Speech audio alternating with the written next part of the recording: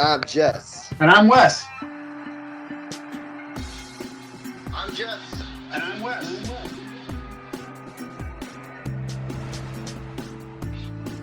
I'm Jess. And I'm Wes. We are the National Wrestling Clipping Alliance.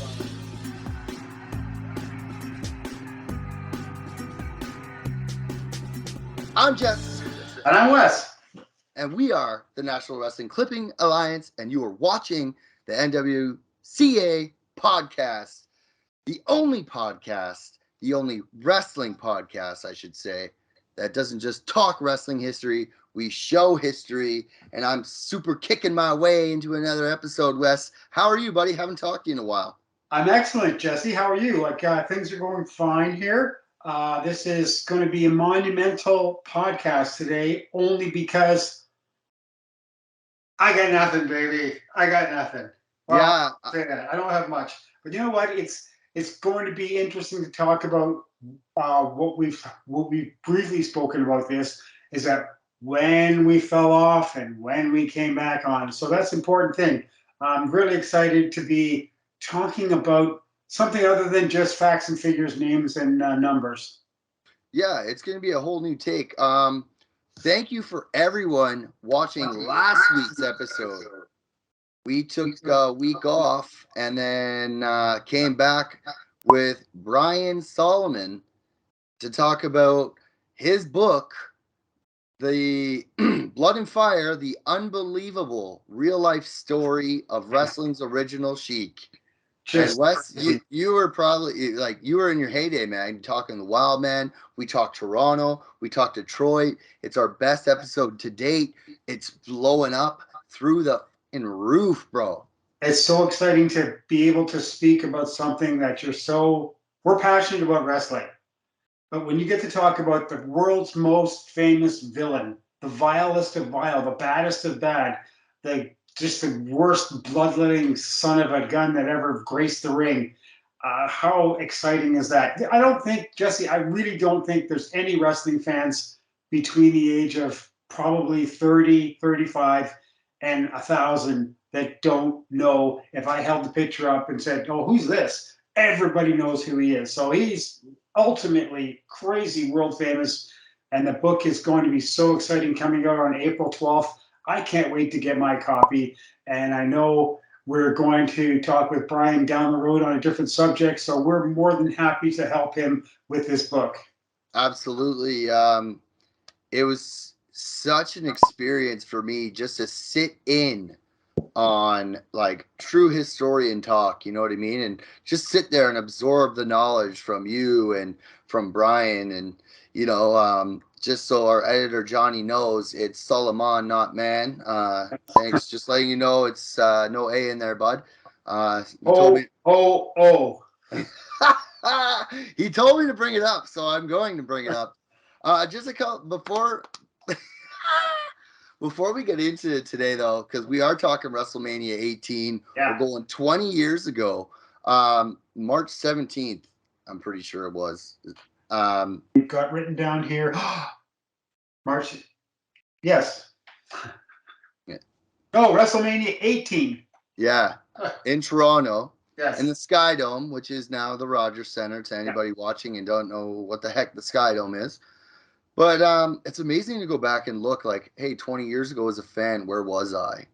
Because I was only 14, so I'm still full-fledged into this. You can cue my birthday cakes here and there. Show my Hulk Hogan birthday cake at 14, brother. Yeah. What?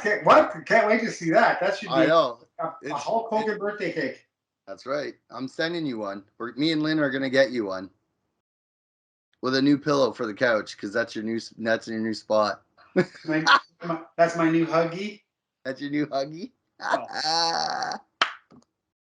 Oh. Before though we get into WrestleMania 18, there's a couple housekeeping things I want to take care of, Wes. I want to thank the ACW team in Oshawa, Ontario, that put on the show March 12th. Great time. They let us bring our booklets. We handed out me and Johnny were there. We handed about 40 booklets out. Again, all the booklets were free. It was just amazing to see people go through it and appreciate the work that we're doing. To talk to people about our show. The event alone was fantastic. I'll throw in a clip of Adrian Starr, who jumped off the balcony full-fledged. Wow. Yeah, he took a power bomb onto a ladder over the top rope. We got a video of that too. We'll put those in the show, probably in the corners or somehow, but we have photos of that. Yep. Just recently, we're recording on March 30th, but on March 26th, I went to Mississauga again to watch Destiny Wrestling, and Canada's own and Impact's Josh Alexander fought, your favorite guy. He fought John Morrison of the WWE, or former John Morrison of the WWE. So that was pretty fun. Crowd was hot. Oh, buddy.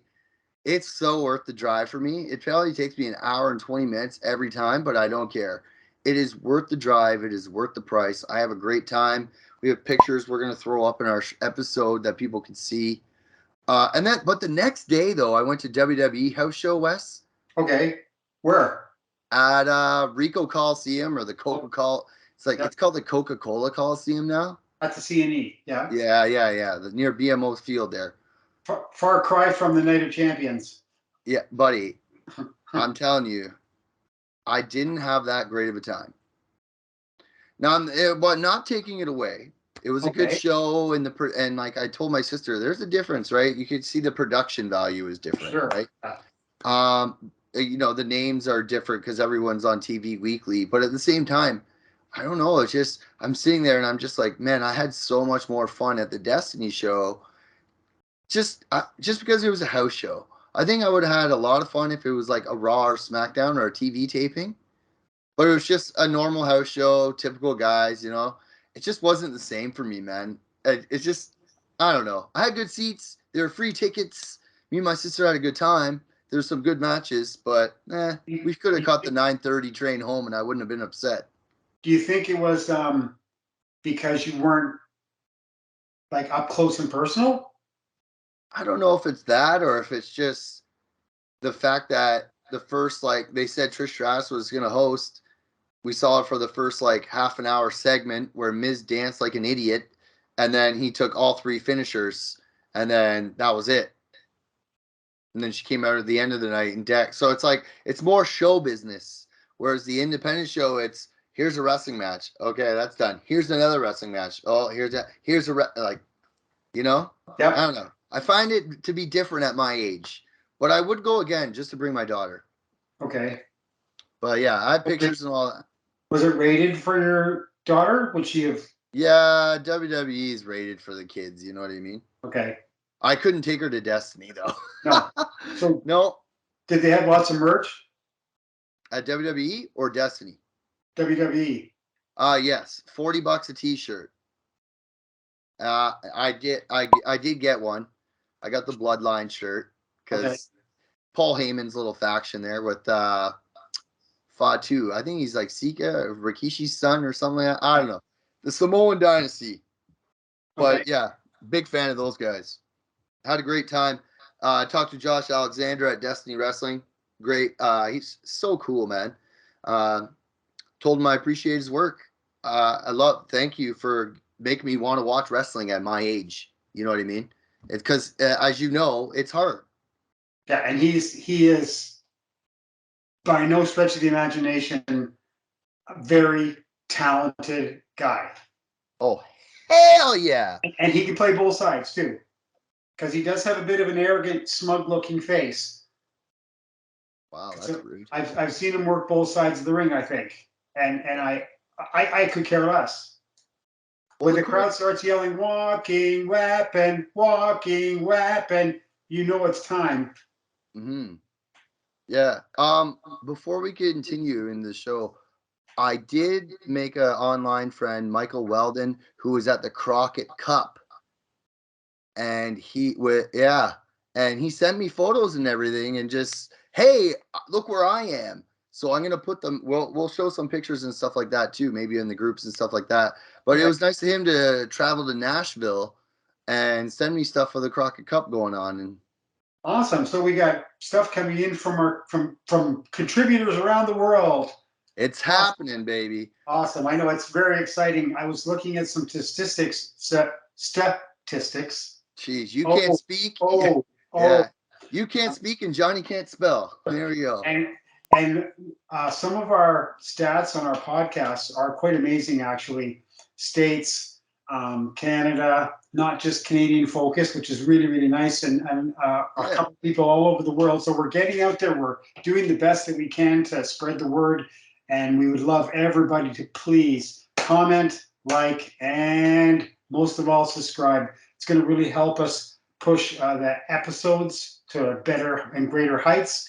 Let us get better guests, and let us get a foothold on the podcasts, wrestling history podcasts that we love so much. That's right. Speaking of podcasts that everyone loves so much, we will remind you that the NWCA podcast is sponsored by Grand River Tea. Grand River Tea is a Canadian company owned by a Canadian woman entrepreneur providing premium loose leaf teas. Now, listeners of our show can save 10% on every order by using the code NWCA at checkout on the Grand River Tea website. An exciting product that is featured by Grand River Tea is purple tea. Sold worldwide, it is a cross between green and white tea. All the health benefits of green tea with only half, that's right, half the caffeine. Squeeze a couple of drops of lemon into your teacup and your tea turns purple. Of course, this tea is non-GMO, TSIN, forest, and fair trade certified. Use the code NWCA at the Grand River Tea website. Save 10% off your final purchases while staying healthy. Wes, where were you 20 years ago? I was in Cambridge, working at my business, trying to grow, not paying much attention to wrestling, to tell you the truth. Were you at all like in the know of what was happening? No, not at this time. Zero. Yeah, I read it in the paper. I would have read the paper every day, the newspapers, and looked and seen, whatever. I mean, it's not like I completely didn't know who The Rock was or something. I did.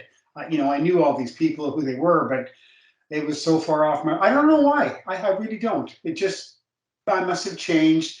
I think I started morphing in the early mid 90s into more wrestling history, getting deeper and deeper into learning more. And I think my passion for watching it on TV really fell by the wayside. Oh, okay.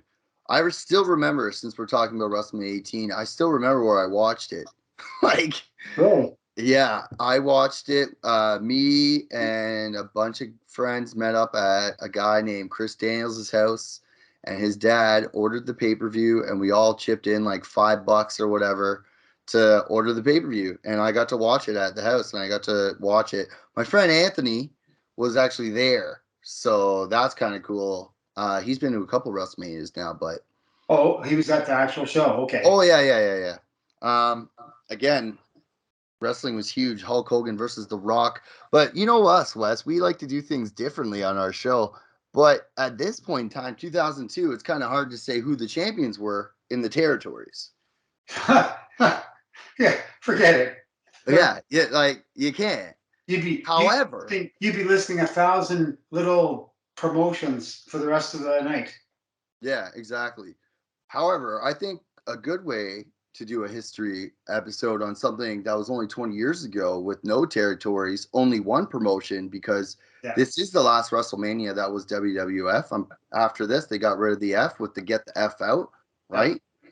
So, yeah, I know. What a slogan, eh? It made them a lot of money, though, because the World Wildlife Foundation was suing the shit out of them for it. Yeah. However, Wes, on the card, there are a lot of names who did work in the territories. Yes. So I think let's go over that first, of some of the names that worked in the territories and maybe who they were before the WWE. Yeah, we got a whole pile of guys, and it's interesting that some of these guys actually have Canadian connections, but that's okay. Hell yeah. I'll let you go first. Well, Ric Flair was on WrestleMania 18. Who? Yeah, I know, right? That Duh. guy? Did he have that stupid haircut then? Well, you wouldn't know anything about haircuts, bud. Shut up. There was part of his career he had this really stupid haircut. It was like just god ugly, where it stuck up like Yeah, because that you know why he did that, right? Why he cut his hair? Because Jim Herd in WCW, Mr. fucking Pepsi Man, comes in and tells him, "Oh, you need to cut your hair and change your look." Okay. What are you talking about? He even said that he wanted to call him Spartacus. And Kevin Sullivan was like, "Yeah, okay, we're not doing that to Ric Flair." No. Okay. But yes, Ric Flair's on the card, and he was a legend in the territories. Yeah. Because of the length of his career, they just nothing but. Some people say, for the last 50 years, the best wrestler that graced the ring. Yeah, some would say. One of our a cool Undertaker worked in the territories. He worked Texas territory. Yeah. He was Texas Red, right? Yeah, he was, and he was trained by a Canadian guy, the spoiler, Don Jardine. I always forget John Jardine is Canadian. Don Jardine also went by like Sonny Cooper and a bunch of other names. He was one of the first guys to do the spot where they walked along the rope that Undertaker became famous for, and it was amazing in its day. Yeah. You know, you look at it, go, okay, the guy's holding my hand, but you know, not holding your hand. Yeah. We know what you mean. But it was good. It was a great spot, a fantastic spot, and I like the Undertaker. I always have. Won't take anything away from him at all. Not a bit. He's going in the Hall of Fame this year. I was really disappointed not because he's going in, but because I thought he deserved the same respect that Andre the Giant got. Andre the Giant was the only entry into the WWE Hall of Fame when he went in. And I think that Undertaker deserved that same respect, but who am I? I'm just a dude doing a podcast. Another guy who worked the territories, Hulk Hogan. Oh my God. Yeah. No way. He did?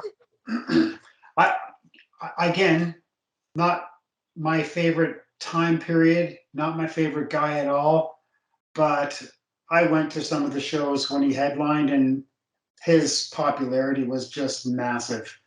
Can't take it away from him. You know, we're working, Jesse, in a period, and we're talking about things that I've come to at one point in my life just absolutely poo-poo, just absolutely throw it under the train. I could care less. I kick him down the stairs. I don't give a crap about this. But you know what? As you push me to watch more, quote, newer stuff, I get it. I get it. I get it 100%. I get the Hulk Hogan. I get the NWO kind of thing. I get the lunacy of like the mid 80s where most of the guys in the WWF were doing stupid, idiotic shit like eating dog food and just really crazy things. Vince was just pushing the limits, right?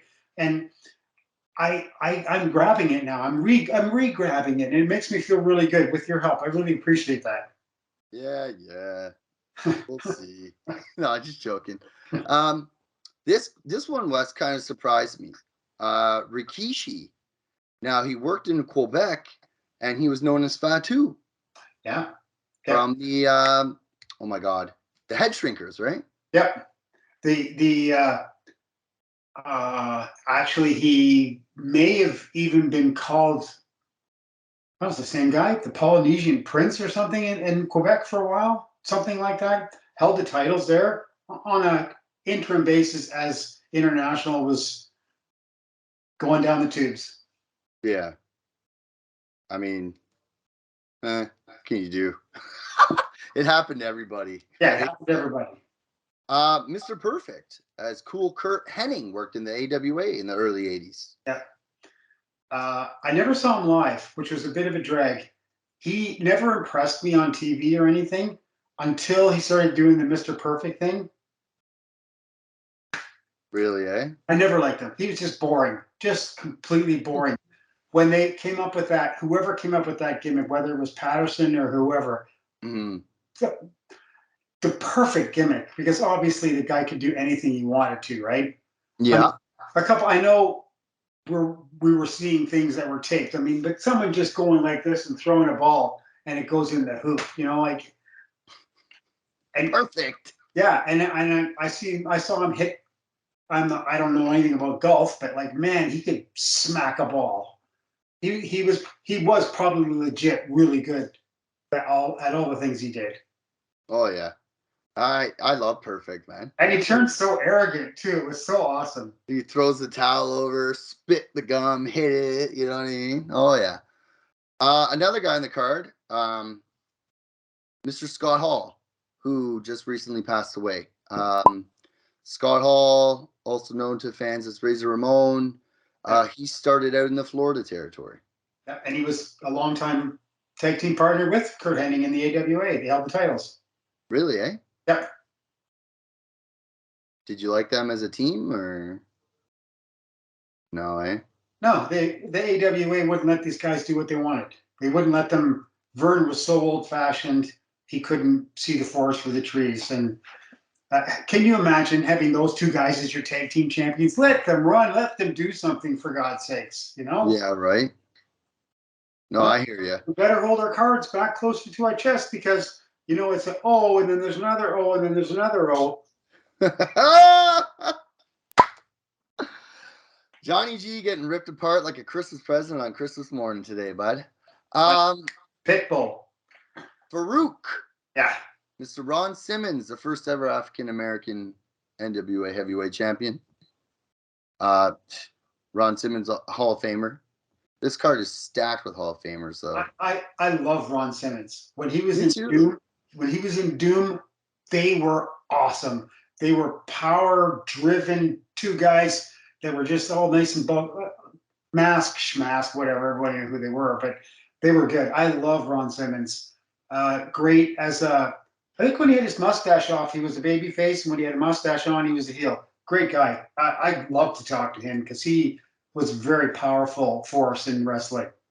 See, I don't know him for Doom. I know him for more of Nation of Domination and the APA, right? With Bradshaw.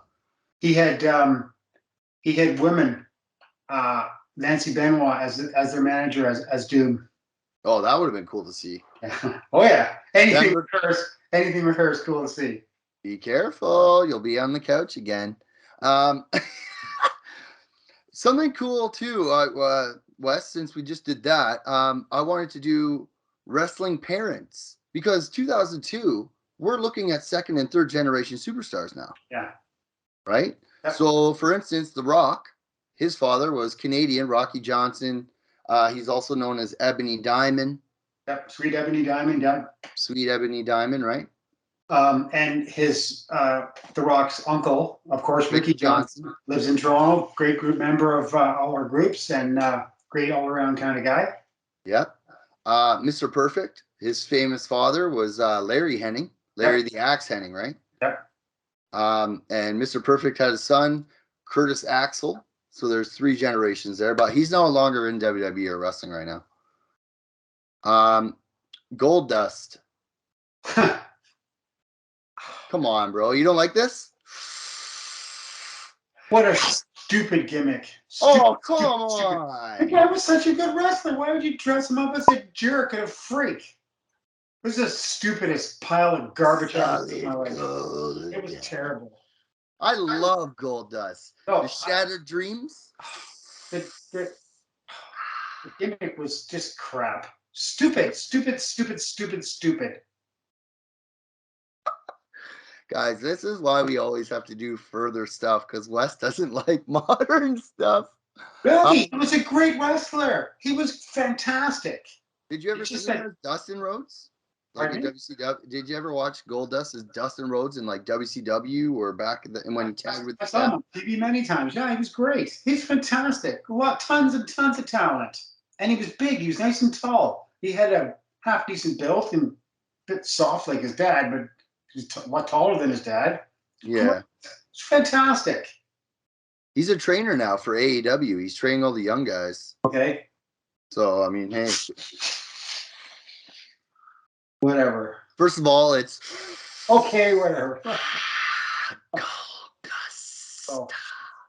That one was for Davin. Ah! We should have a contest. Who does the better Gold Dust impersonation? You or me? I'm not doing anything. I'm not touching myself again. Oh, Jesus.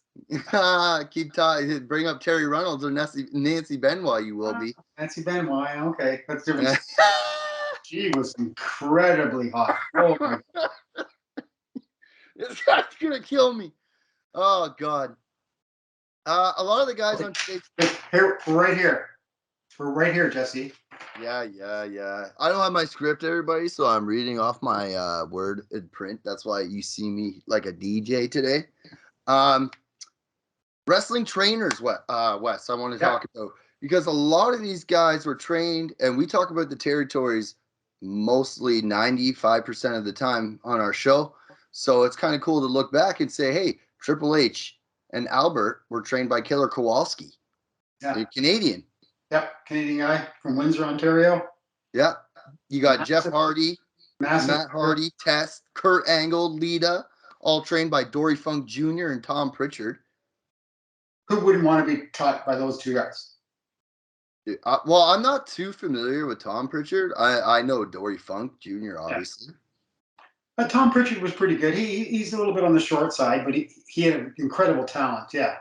One of the best wrestling trainers, according to a lot of people I read on and stuff like that. Yeah. The Rock was trained by famous Canadian Pat Patterson. Okay. I mean, that's pretty huge. The Rock is one of my favorites. Yeah. That's what he used to do with the head movements. He another guy with incredible charisma. Absolutely incredible charisma.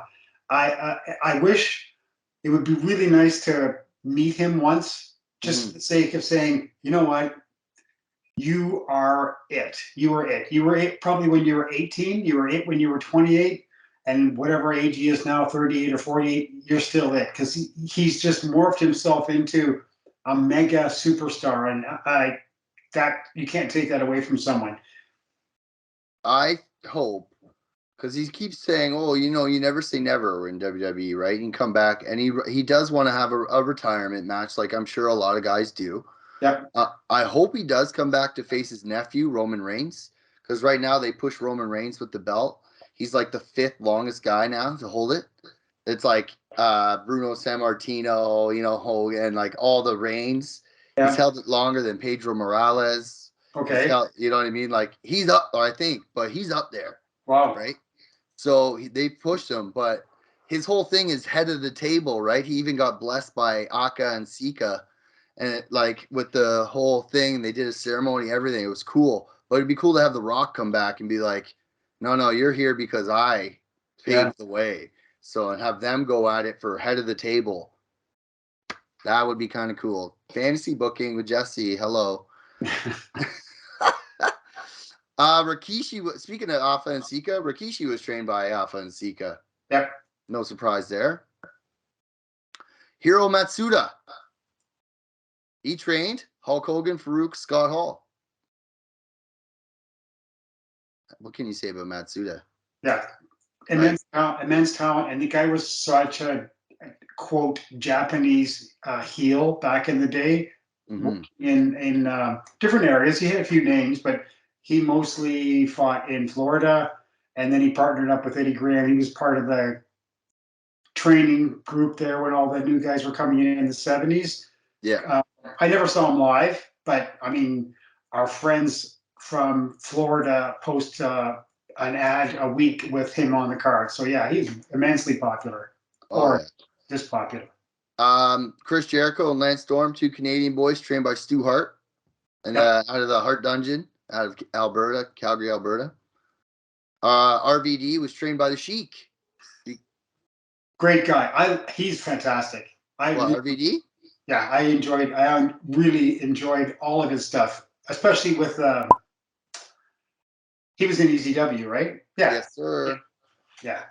The whole effing show. Yeah. Mr. Monday Night. Yeah, fantastic. Going to see him. I'm going to bring it up later. Christian Edge, Trish, all trained by a friend of the show and friend of our group, Ron Hutchison. Yep. Good. You have the book. You finished his book. I'm almost done his book. What do you think about Ron as a trainer? I can't say other than what I've read and what I know personally. Come on. People were calling from the States. Oh, well, we heard that you were the trainer to go call. We heard that you were the guy to go to. We heard this. We heard that. Obviously, and Ron's no muscle bound 6'4" golden Adonis guy. He's just a guy with a.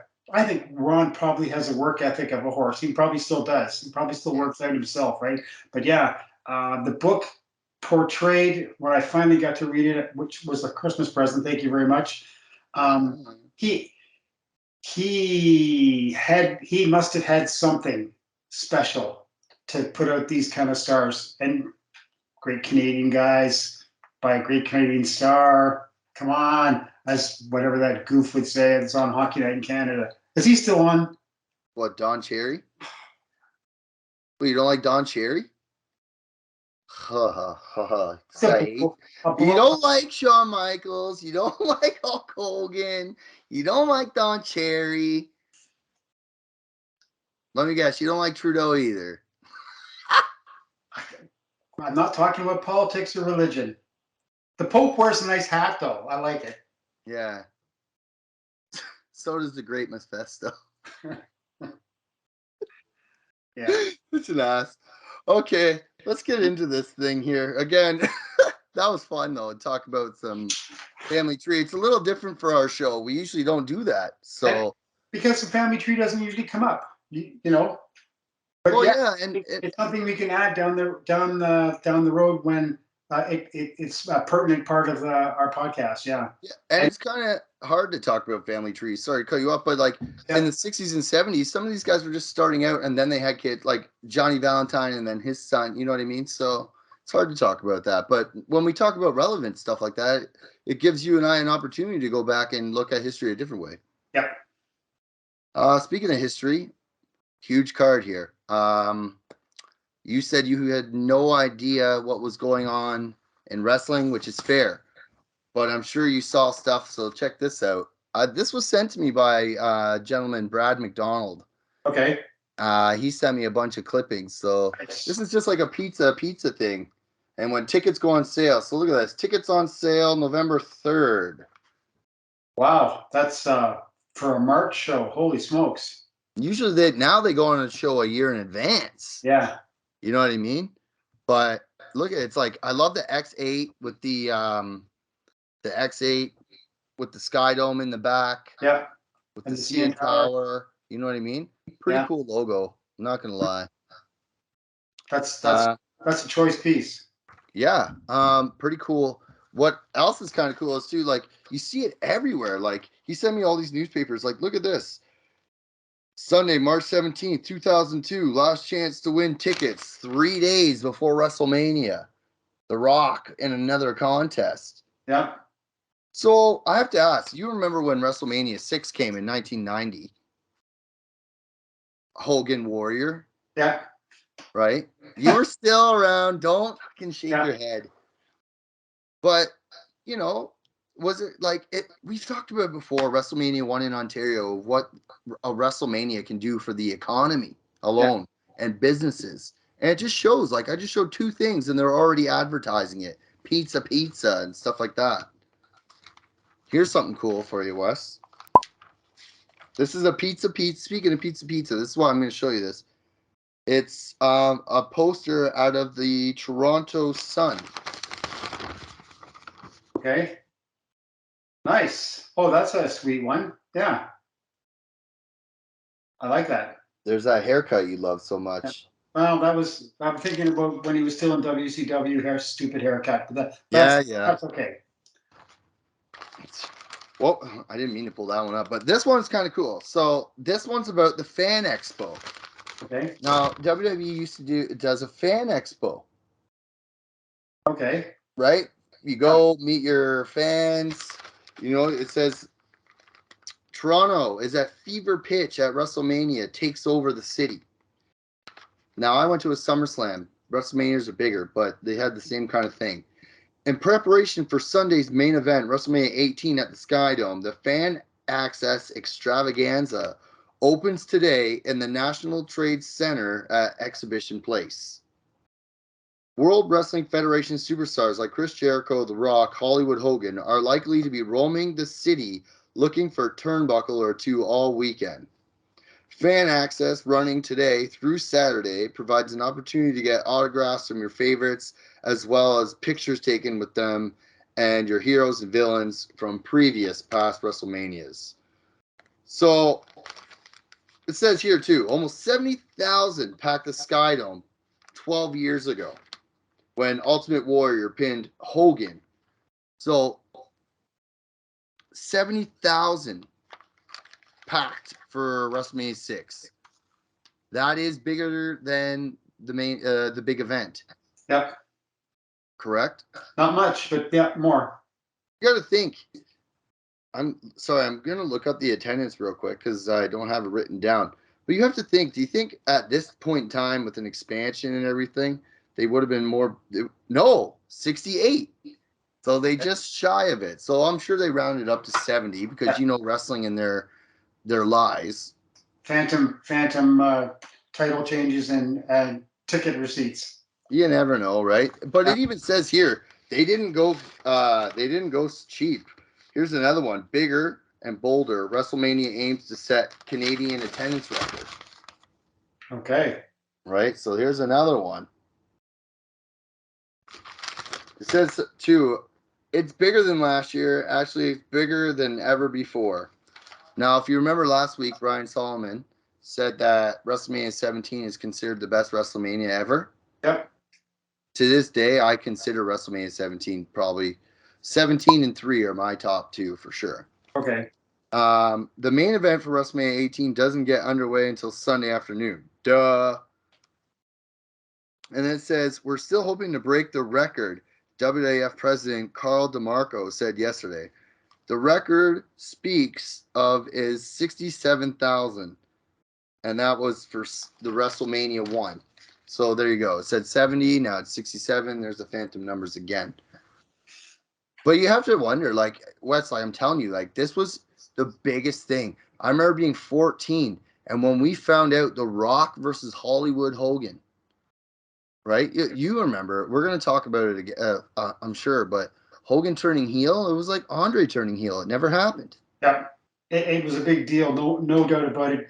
The powers to be put the right person at the right spot. The Rock was so entertaining, such a draw for all fans, not just women fans, but all fans, right? I think that they used him 100% perfect for sure. Oh yeah, He was great. He was just so good. Didn't he do something with his eye or something? Yeah, the eyebrow. One of the things, yeah. Raise the eyebrow, tilt the head, and the eyebrow raise. So charismatic, so charismatic. Here's another little thing I have from the newspaper, Wes. Still cold. Yeah, I've heard of him before. Yeah, you've heard of him before? You're hilarious, bud. I've got a magazine for sale now on some sites.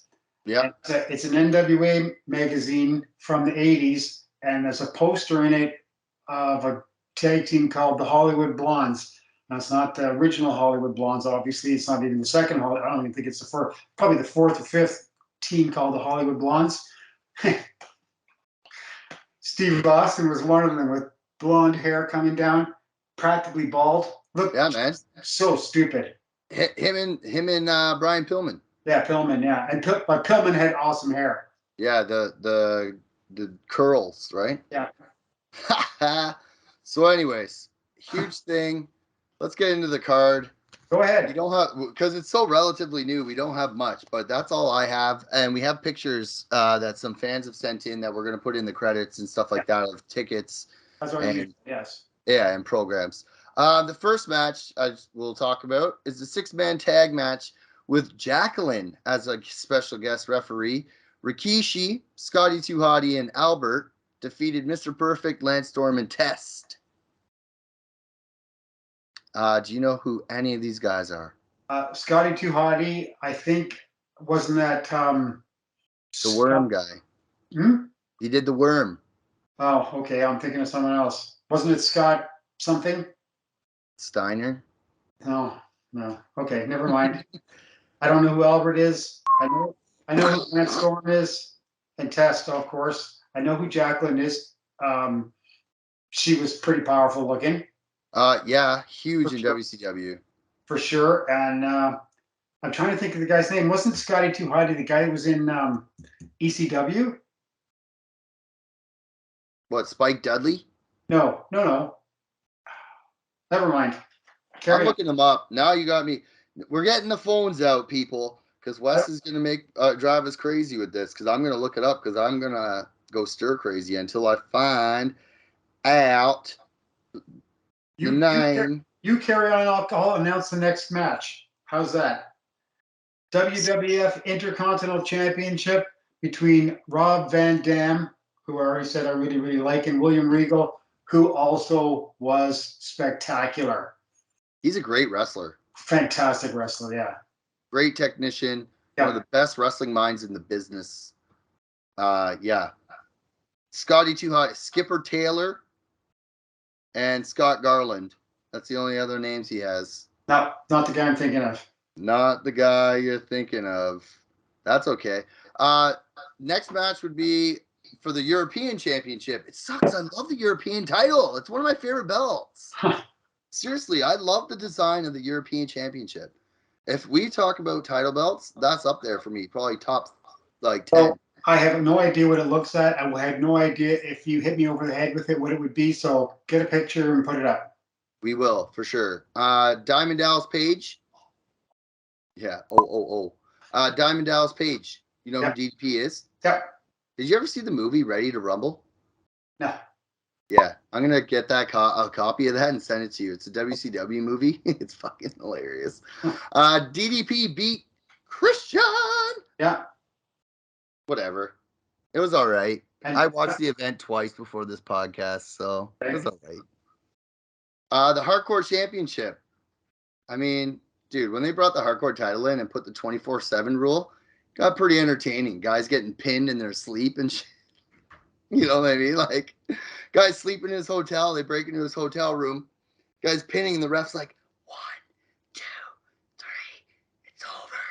And then they run away with the title, and so it was pretty entertaining. So I like the Hardcore title. You can see I'm just enthralled. Yeah, I can see. This is what happens when we talk modern stuff. Hardcore champion Maven defeated Goldust and versus Goldust. Actually, Spike Dudley pinned Maven to win the title. Okay. It was I don't know. It's whatever. This is the first match I really, really enjoyed. Kurt Angle versus Kane. Okay. Now, Kane was a monster. He went in what's it called? With Jim Cornette down there in Smoky Mountain? Yes. Yep. So he was down there, and he got called up to WIF from there. So pretty cool. Kane is storyline Undertaker's brother. Yep. Well, at least I remember that. Well, at least you know that. Kane's alive. Yes. Yeah. He's alive, Undertaker. Yeah. This one, I think I sent you this match. This next one, The Undertaker defeated Ric Flair. Didn't I send you something like that? And you're like, "What is going on? The storyline is stupid." Ugh. You just sent the storyline, which was brutal, absolutely brutal, and that another reason why it got just completely tuned out in my life. You didn't like the Undertaker's biker gimmick? What? The biker gimmick? Because by 2002, he was Undertaker, the American Badass. Okay, so this is where our paths were going like this. You as a 14-year-old, and 20 years ago, me as a 40-something, we were just going the wrong way. And I get it. You know, if I had been 14 growing up with this behind the scenes stuff that was going on and everything, I would have been falling in love with it too. Mm-hmm. Just as I've been a fan like since I can remember 10 years old or something. When I was 14, I was like, oh my god, Bobo Brazil lost to the Sheik. How could the Sheik ever beat Bobo? Like blah blah blah blah blah. Like it's that time period of when you're at that impressionable age to take all this stuff in and go, oh my god, I love this, right? Exactly. Or what the hell was that? Oh, didn't you see Ric Flair and Undertaker? They're fighting over ownership of the Stephanie's new baby or something, and whatever. Stephanie's new baby. Oh, Jesus Christ. That's my dogs in the background, just so everybody knows. Someone obviously let them out, and now they went outside. Yeah, I really liked it. You got to understand, too, at this time, a lot of guys wanted to lose to Undertaker because of the WrestleMania. Because I remember in the Ric Flair thing that the WWE did, he had no one to work with. And Triple H, he thought he wasn't going to get booked for Mania. And Triple H went to Ric Flair and said, you know, Taker wants to work with you. Yeah. For Mania. And he's like, Taker wants to work with me? Like, really? Like, oh, sure. Like, no problem. Right? Because you got to think 2002, Ric Flair has been around for 40 years. Yeah. You know what I mean? Like, he's no spring chicken anymore. He was in Evolution by shortly after this. Yeah, it started out like in 1971. So yeah, he was like a 31-year veteran by this time. Exactly, right? So, yeah. Let's get to the next one. Canadian Boy Edge defeated Booker T. I like Booker T too. Really? Yeah. Now, do you like Booker T or do you like Harlem Heat? Both. Okay, me too. Great physique, great. He had a great personality too, and he had a lot of charisma also. I like Booker T. Can you dig it, sucker? The head move? No? It's all right, whatever.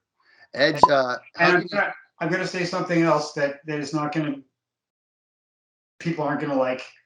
I was never, ever, hardly ever a fan of Edge and Christian. They were. You know what though? I understand why. Because they were so sports entertaining. Right? Maybe 5-second poses. Maybe. I remember Edge used to do the thing like, for the benefits of you with flash photography, we're doing a 5-second pose. Right? And he used to do the poses and stuff like, and they're entertaining, and they used to do a lot of funny, goofy stuff with Kurt Angle, right? Now that I'm older, I don't like that stuff. I like guys who can convince me that you're going to beat the shit out of me. And no offense to Ron for training them. No offense to the guys at all. It just, they never did anything for me at all. Other than I was happy that they were Canadian. That's all. Yeah, dude. But it's like me and Bob Backlund. Sometimes, like, Bob Backlund does nothing for me. I see Bob Backlund on my recorded classic wrestling and stuff. I'll fast forward it because I just don't care. Yeah. And that's just the way of the business. There's certain guys on the independent scene I have no time for. There's certain guys on the independent scene like, yo, I'm buying your shirt and I'm going to support you because I believe in you. Yeah. Right? Yep. It's just the same with WWE now. Like, I tell you all the time, in my mid-30s, like now, 2002, I'm in my like prime fandom. 20 years later, I'm 34 and I'm going, yeah, I'm going to fast forward this because this is not for me. I'm recording television and wrestling and I'm going, yeah, not for me. Oh, this match is X? Yeah, cool. That's how I watch so much wrestling. I watch what I like. Yeah. I have the benefit of watching what I like now and not. But you have to. Exactly. Stone Cold Steve Austin defeated Scott Hall. Kevin Nash was in his corner. Rest in peace, Mr. Scott Hall. Yep. We're going to do a huge episode on Scott Hall, I think, soon. Yes. Sorry. But yeah, decent match. I always liked the way Scott Hall took the stunner because he always took it differently than everybody else. Like The Rock would take the stunner and flip back like 30 times. Scott would just bounce right up and bounce right back and do a flat back bump and stuff. So it looked good. Again, 2002, Stone Cold Steve Austin at WrestleMania 19 was his last match. He retired the following year after this. And he was ridiculously hot too, right? One of the biggest stars. He even had the Mike Tyson run with Shawn Michaels at WrestleMania 14, I think. Right? So just goes to show, and he's one of the biggest stars. People say he's bigger than Hogan because he sold out more gates and everything. Mm. So even Vince McMahon inducted him into the Hall of Fame. So there you go. 4-way tag match. Gives a shit. Yep. Okay. Billy and Chuck. So Billy Gunn, Chuck Hogan. Okay. Yeah.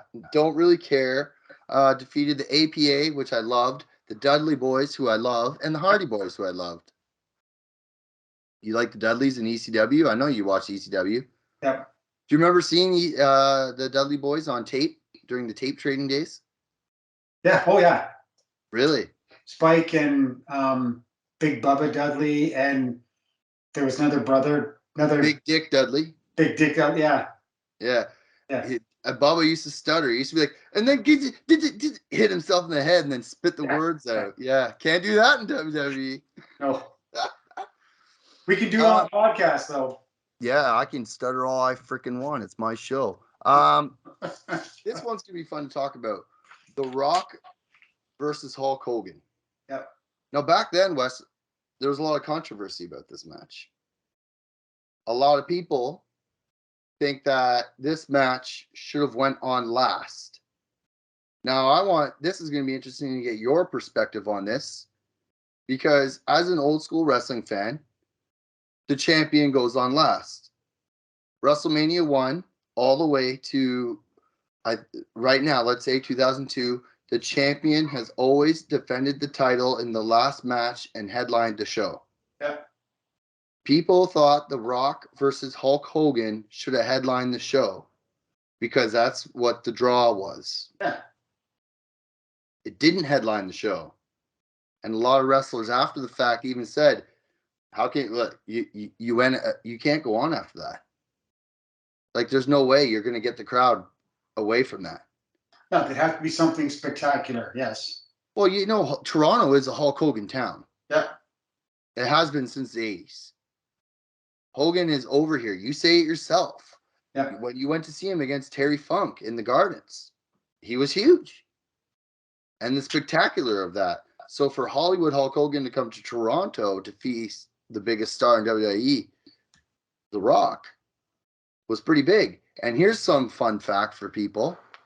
The Rock versus Hogan, yeah, The Rock beat Hollywood Hogan that night, but the crowd flipped. Hulk Hogan was supposed to be the heel. The Rock was supposed to be the baby face. Yeah. It was the same thing that happened to Ric Flair and Dusty Rhodes at Mania. They had to switch roles mid-match. And Rock had to play heel mid-match. Like, dude, it's like there's no way. Hogan threw one punch, boom, crowd on their feet. The whole crowd was on their feet. I think I sent you the match over Facebook so you could watch this one. Yes, I watched the highlights, yeah. Mm-hmm. You saw the crowd, everyone standing up, going wild. So you did mention when you were reading one of those newspaper articles. Yes. It said The Rock and Hulk Hogan will be facing off at WrestleMania 18 Sunday afternoon. And I thought, oh, it must have been a mistake. No. They probably were on the afternoon instead of the evening, which typically would have been the headlining match. Exactly. Wow. And I did not know that. Yeah. So a lot of drama, right? Because even Triple H, who was like going to fight for the championship, he's like, no, like, I won the Rumble. When you win the Royal Rumble, you headline WrestleMania. Yeah. They don't follow that rule anymore. That rule got squashed a couple of years ago. Now it's the biggest draw headlines of the show. Yeah. Right? So, I don't know. In my opinion, it should have headlined the show. Because in Toronto, you saw it. He threw a punch, hit The Rock. The crowd blew up. Blew up. You can't, I don't know. You say it yourself. In the newspaper article, it even said The Rock versus Hogan hitting Sunday. The Rock versus Hogan. It wasn't Triple H, it's Chris Jericho. The Rock and Hogan sold the Sky Dome. Anyways. You froze on me.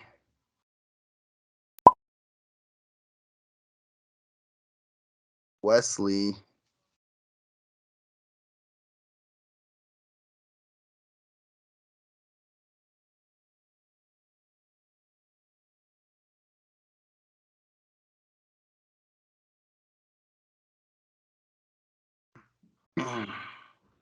Yeah, you froze there for about 5 minutes. No, I just wasn't moving. Could you hear me? No, Oh, on my screen you froze. go ahead. No, it's okay.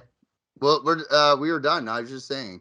Yeah. Let's go to the next match. John's gonna have to fix that. Johnny, fix it and spell it correctly. Yes. Fix. Fix. WWF Women's Championship. Champion Jazz defeats Lita and Trish Stratus. How can that go after? I mean, women's wrestling isn't the same. It wasn't the same back then. They No. probably got 5 minutes. You know what I mean? Yep. And you heard Brian, 5 minutes, including the entrances. So, Yep. I mean, nowadays the women are headlining WrestleMania and everything. So, the championship match on the card: Triple H versus Chris Jericho with Stephanie McMahon. Again. Yeah. You don't know anything, eh? No, I'm not saying that. I'm just saying, yeah, I know Chris Jericho's from Winnipeg. So, yeah, like, whatever logic was there on paper now, it looks really stupid. It does. Yeah, I mean, the Championship storyline match would have had to have been so great and such a dramatic crescendo to the evening that, and like you said, you sent me the highlights of the Rock Hogan match. The place was bursting. Yeah. With excitement. Yeah. Oh, exactly. That's the story here was that Triple H actually in real life tore his quadricep, rehabbed it, came back, won the Rumble. You know what I mean? Now he's off to WrestleMania. He did win the championship that night. another guy I could really care less about. I can't stand him at all. Never will. Really? You didn't even like him as terrorizing? Nope. You're hilarious. No. Just Chris Jericho. Yeah, I liked him. He's pretty good. Talent. Now, see, it's funny because some of these guys are the smaller kind of guys that aren't the big, huge, jacked up guys that I like because they seem to be more athletic to me. Yeah. But then I also like guys like Farouk, who was like thick and massive, but he could still do stuff in the ring, right? Yeah, exactly. Triple H just nothing, zero, minus 10. Wow, what are you, Dave Meltzer? Jeez. Yeah, minus 10 stars, yeah. All right, Wes, take us through what we usually do here of future and former world champions. Yeah, okay, it's funny. It's fun to look at these. You've got a list here. It's just incredible, like a whole pile of people, former champions or future champions, which we always like to talk about. Of course, Flair, Hogan, The Rock, Stone Cold, Kurt Angle, Trish Stratus, Lita, Jazz, Jeff Hardy, Edge, Booker T, Undertaker, Farouk, Kane. Okay. Who? Someone else named Steph something. DDP. Okay. Christian. Chris Jericho. Yep. How's that? So when Wes makes noises, that means that he likes them. Canadians on the card, which is usually cards that we talk about here in Canada, they have a lot more Canadians on it. But that's okay because the whole spectrum of professional wrestling changed. There was no Frank Tunney or Jack Tunney promoting when he had to get his a couple of local guys kind of on the card or whatever. So yeah, we've got the Trish Stratus, right? Christian, Edge, Chris Jericho, Lance Storm. He's all right. And Test. And as per usual, we always like to talk about the guys who worked for or around or with the Wildman at one point in time or another. And nobody today. Yeah, 2002, there was nobody. Ric Flair was too big of a mid-Atlantic star to work for Dave. Yeah. Same with, I don't think Texas Red ever came up this way at all. No. So, although yeah. I did see him in Toronto when he was with the NWA. There was a card at the Ricoh Coliseum, I think it was. The NWA had started coming back into Toronto early 90s, and he was on the card. But he was a relatively new guy. Unknown new guy, yeah. Yeah, exactly. Yeah. Okay, the fallout of everything of here, guys, is that Jesse stopped watching wrestling by 2004, 2005. I met this thing called women and partying and Crown Royal, and wrestling was no longer irrelevant to me. Wes didn't stop watching wrestling or continue watching wrestling until you pretty much met me, and I'm like, no, dude, you gotta watch. Yeah. I was thinking about this after we talked about it when we were setting up the show, and I was thinking, yes, that I think I just started going backwards, and maybe you as being 14 and this being your time period, maybe you can really feel this and get into it and know, and you see these names on this piece of paper and you say, oh my God, I remember that. That was so cool. I remember that me and my friend used to sit down in the basement and wait for Superstars or whatever the shows were coming on. And I started going backwards. Luckily enough, I had met Terry Dart. Luckily enough, he had absolutely no problems lending me video cassettes. I started watching the UWF, the Bill Watts promotion. Yeah. I started watching the ECW. My wrestling completely changed, but I still had one foot in that history period. And I, obviously with the internet coming way before 2002, but the internet coming on board and more newspapers and more chance to do more in-depth checking on history and looking at things, it's not a bad thing, I don't think. It just propelled me backwards to really deep dive into stuff that really interested me, as you have today, and hence why we did this show, right? Yeah, and not only too, we have to stay relevant for the younger audience that wants to learn that like wrestling now and want to learn about their stars that are just on the edge of retiring now, or just got into the Hall of Fame. Where were they 20 years ago? So you know what? History is history, and that's what we do. And we can't knock one era over another, because we love wrestling and we love wrestling history. So we were going to keep throwing as much interest and as much research, as much technical that we can find, pictures, ads, everything that we can find about wrestling history. That's right. We want to thank Grand River Tea for sponsoring the show. Since day one, they've had our backs, and we love having them as a sponsor. Thanks to Johnny G for editing the show. Editing is EDITING. And the is THE, and show is SHOW. April 9th, I'm going to, so this is WrestleMania, so it's March 30th. So before, I want to wish everybody a great WrestleMania weekend. Yes. It is a huge weekend for all wrestling fans all over the place. So I hope everyone has an amazing time watching all the wrestling available. You got Ring of Honor on Friday. I won't be watching the Ring of Honor show because I'm going to an independent show in Oshawa for Oshawa Wrestling. April 9th, I'm going to be at Jimmy Cordera's referee seminar. So that's going to be an interesting learning experience. April 10th, Wes, our big day has come as we are sponsoring the Greektown Wrestling event.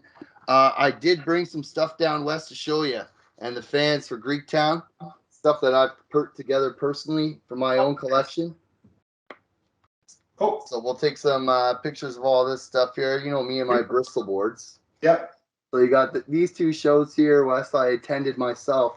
This one here was the first indie show I ever attended. Okay.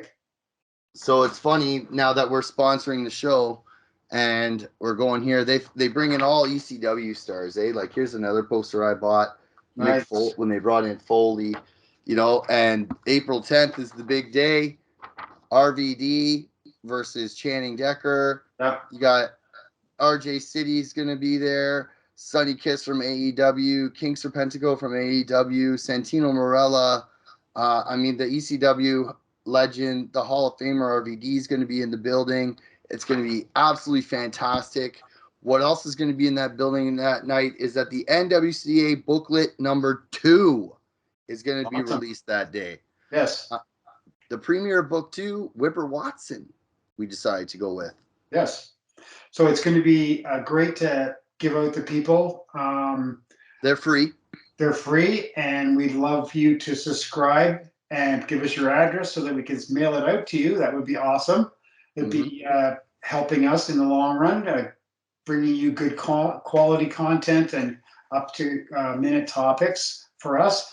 Jess has got the t-shirt on. I'm going to be going on April 1st to a show in Winnipeg for the King of Transcona, which is going to be presented, I think, by the CWE.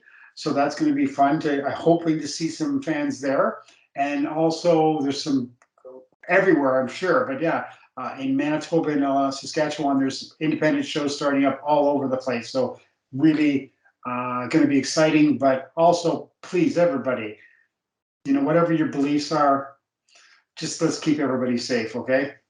Exactly. Bit of a scare with me at a show, but I'm okay. Thank goodness.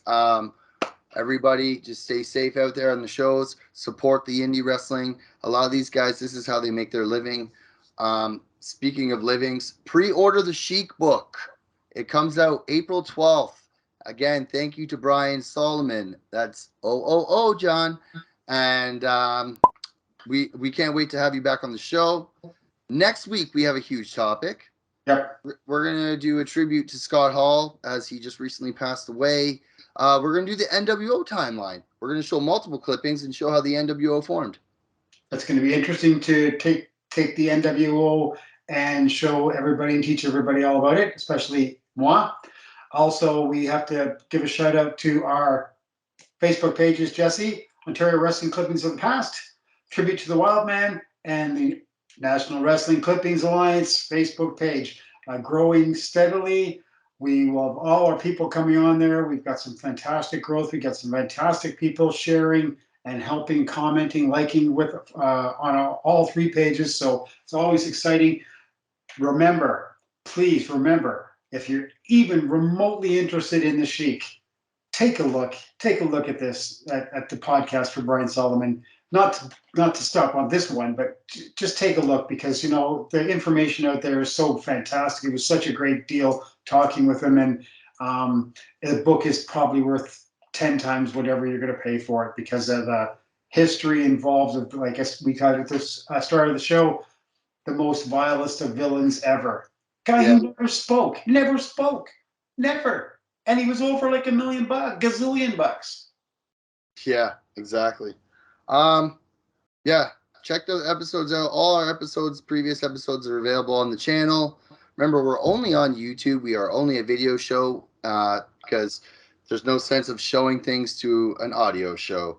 Because we are the show an audio all we want. Take a look at this. You can't see it. Look at this. It's a picture of yeah. All I see is disappointment with that Leaf shirt on, buddy. Until next week, guys, I'm Jess. I'm Wes. We're the National Wrestling Clip Alliance, and you just watched the NWCA Podcast. See you next week. Ciao for now. I'm Jess. And I'm Wes.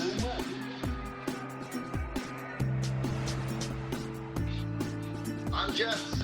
And I'm Wes. We are the National Wrestling Clipping Alliance.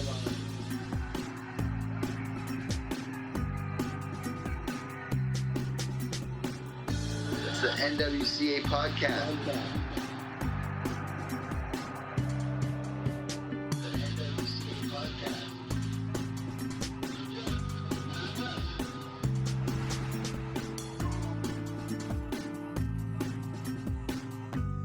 I love doing this, and I love you in a cool wrestling history kind of way.